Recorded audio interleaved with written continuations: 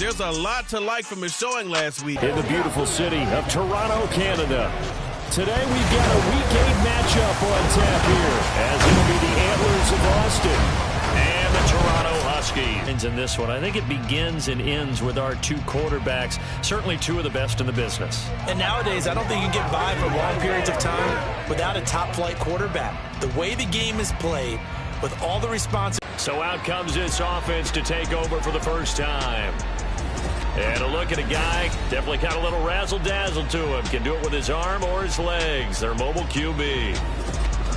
And no excitement unless you're on the defensive team of last week in his numbers. Because the only excitement he really generated was the one interception he threw. Yeah, no touchdown pass. Yeah, and his team wasn't real thrilled about that.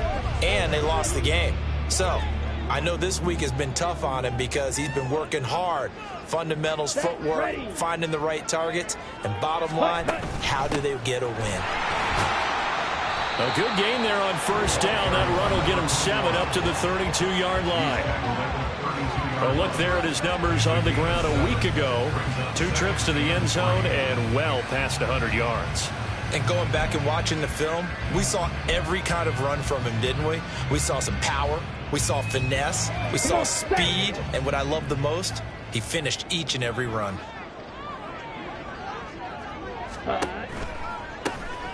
And they'll give him another shot here on the ground. And he's able to take this one up to the 35-yard line. They'll get 3 as the drive continues. It's a first down. One thing I do know that offensive linemen like, they like a guy who's carrying the ball that will take what is blocked. Not try and create a big play and maybe take a loss, not try and go where the blocking isn't. But if it's just all that's there and you just put your head and your shoulders down and get that, you get the respect of the big guys up front. Looking for more there on first. Just them getting some experience on the field, but preparing each week in practice as if they were going to play. And when you have guys like that on your team, you've got a chance for success when the injury bug hits. It'll go as a loss of a yard, so now they deal with 3rd and 11. That was well played there defensively. 2 tight ends in the formation, which essentially gave them 7 blockers up front. Hard to imagine with all that size and beef that they could let a tackler through, but that's exactly what happened. A loss resulted.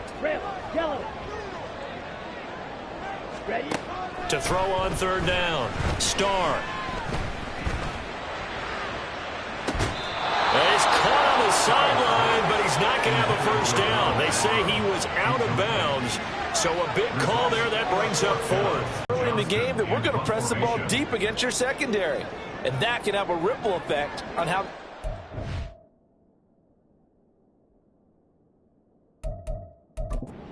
Plenty of shouts from this crowd as they watch the replay. They want a challenge, and they're going to get one.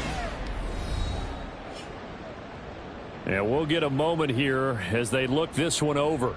Yeah, remember now, the call on the field is what they'll stick with unless they have clear video evidence to the contrary.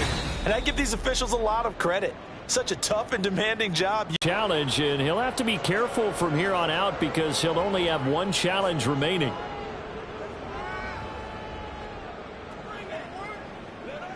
Now on 4th down, it's Cameron Johnston on to punt it away. And last week in the loss, 5 punts as he gets this one away.